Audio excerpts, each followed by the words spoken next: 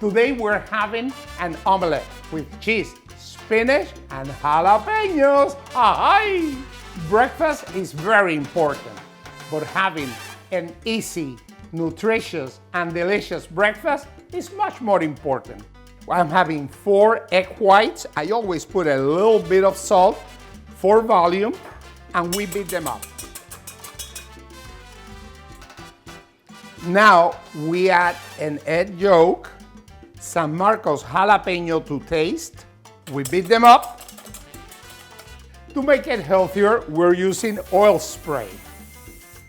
And we pour the omelette. We can sprinkle a little bit of onions, we cover, and let it cook for a few minutes. After 3 or 4 minutes, we check the omelette, we add spinach, we add cheese, we fold it, we cover, and we let it warm at very low for 1 or 2 minutes. And it's ready to eat.